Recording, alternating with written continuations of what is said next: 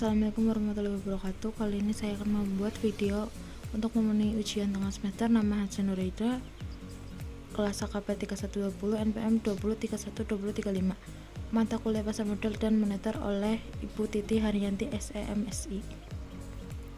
Kali ini kita akan membahas bab 2, manajemen lembaga keuangan.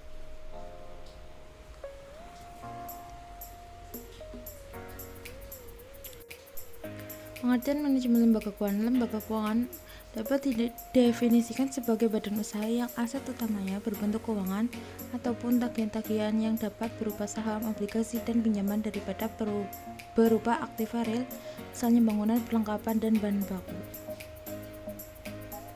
Manajemen keuangan adalah keseluruhan aktivitas perusahaan yang berkaitan dengan usaha mendapatkan dana yang diperlukan dengan biaya minimal dengan syarat-syarat paling menguntungkan peserta usaha untuk menggunakan dana tersebut seefisien mungkin.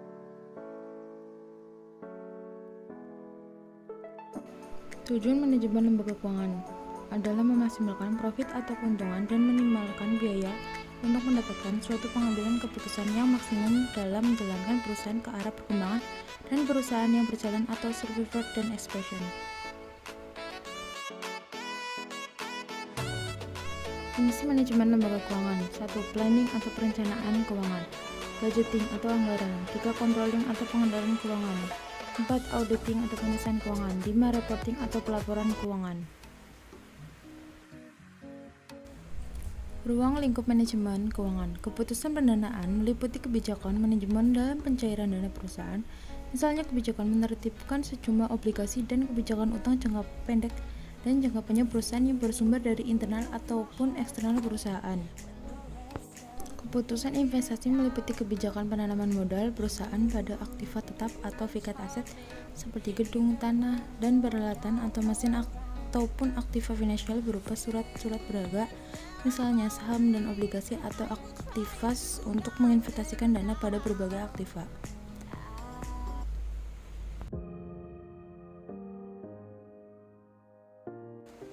Kinerja lembaga keuangan. 1. Memahami lembaga keuangan. 2. Peran lembaga keuangan, contohnya pengalihan aset, likuiditas, realokasi pendapatan, dan transaksi.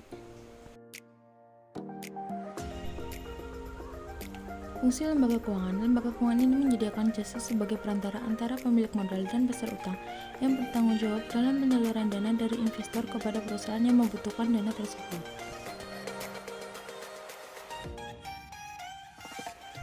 Faktor yang mendorong peningkatan peran lembaga keuangan: 1. Besarnya peningkatan pendapatan masyarakat kelas menengah, 2. Pesatnya perkembangan industri dan teknologi, 3. Besarnya dominasi instrumen keuangan menyebabkan sulitnya penabung kecil memperoleh akses.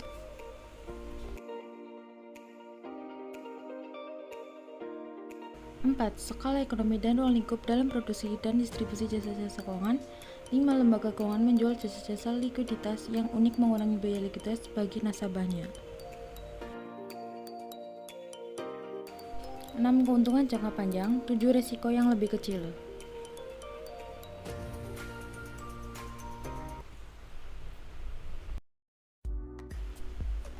Lembaga keuangan bank dan lembaga keuangan bukan bank.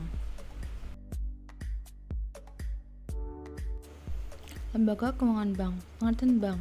Bank menurut N.F. Hodgson adalah lembaga intermediasi keuangan umumnya didirikan dengan kewenangan untuk menerima simpanan uang, meminjamkan uang, dan menetapkan promis atau yang dikenal dengan sebagai banknote.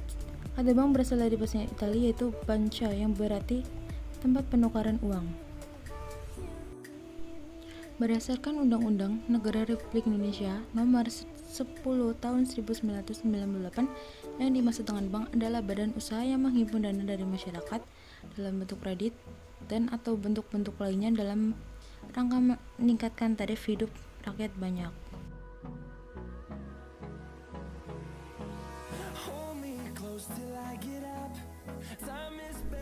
Model, jenis-jenis bank dan fungsinya. 3 kelompok utama institusi keuangan: bank komersial, lembaga tabungan, dan kredit union, juga disebut lembaga penyimpanan karena sebagian besar dananya berasal dari simpanan nasabah. Selain itu, bank-bank besar memiliki akses untuk membeli dana seperti dana antar bank atau dana pemerintah untuk membiayai pinjaman dan kegiatan investasi mereka. Beberapa bank yang sangat besar memiliki sebutan yaitu bank sentral.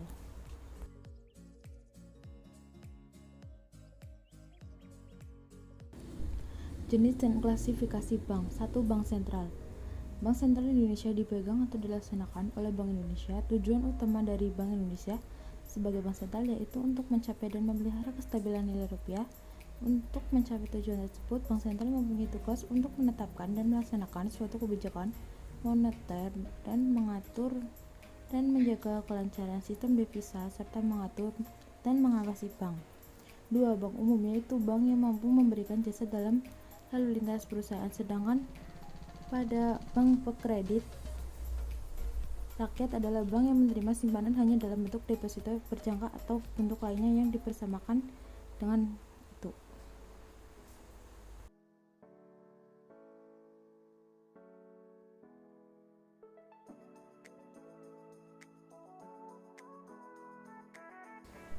Tiga, Bank Pemkreditan Rakyat atau BPRJ itu lembaga keuangan bank yang menerima simpanan hanya dalam bentuk deposito berjangka, tabungan atau bentuk lainnya yang disetarakan dan menyalurkan dananya sebagai usaha BPR. Lembaga keuangan bukan bank. Lembaga keuangan bukan bank berdasarkan UU No. 10 tahun 1998 yaitu suatu badan usaha yang melakukan suatu kegiatan di bidang keuangan yang menghimpun dana dengan mengeluarkan kertas berharga dan menyalurkan untuk membayar investasi perusahaan. Lembaga-lembaga ini dapat melakukan usaha-usaha yaitu sebagai berikut. 1. Menghimpun dana dengan jalan mengeluarkan surat sementara. 2. Memberi suatu kredit jangka menengah. 3. Mengadakan sebuah penyertaan modal yang sifatnya sementara. 4. Bertindak sebagai perantara dari perusahaan Indonesia dan badan hukum pemerintah.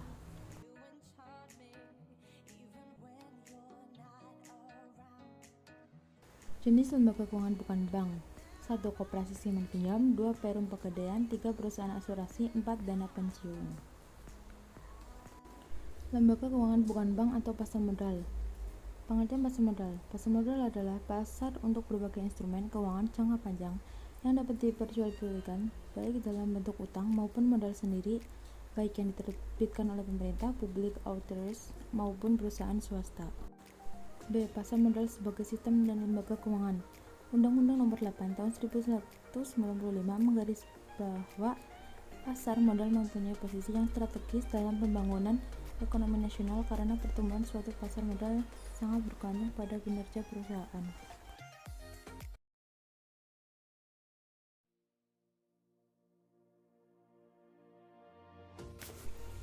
Kinerja pasar modal. Menurut Usman, surat-surat berharga yang diperdagangkan di pasar modal dapat dibedakan menjadi surat berharga bersifat utang dan surat berharga yang bersifat pemilikan. Surat berharga yang bersifat utang dikenal dengan nama saham. Obligasi adalah bukti pengakuan utang dari perusahaan, sedangkan saham adalah bukti penyertaan dari perusahaan.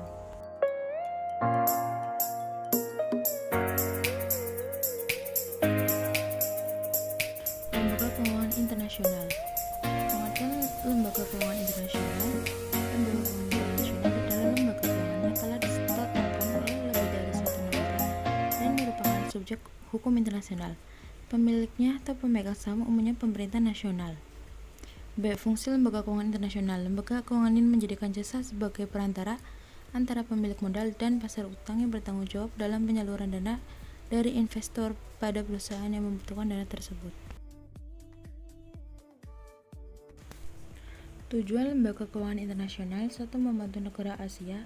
2. Memanfaatkan sumber daya yang sedia dengan prioritas untuk membangun negara Asia khususnya yang masih terbelakangan.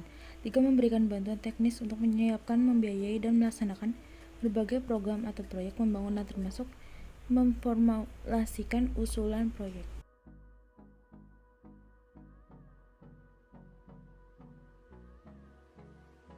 Dua, bentuk-bentuk lembaga keuangan internasional. Bank Dunia. Pengertian Bank Dunia. Bank Dunia adalah lembaga keuangan internasional yang memberikan pinjaman leverage ke negara-negara berkembang untuk program modal. Tujuan utama Bank Dunia adalah untuk mengurangi kemiskinan. 2. Fungsi utama Bank Dunia adalah memberikan pinjaman untuk proyek-proyek produktif demi pertumbuhan ekonomi di negara-negara sedang berkembang menjadi anggotanya.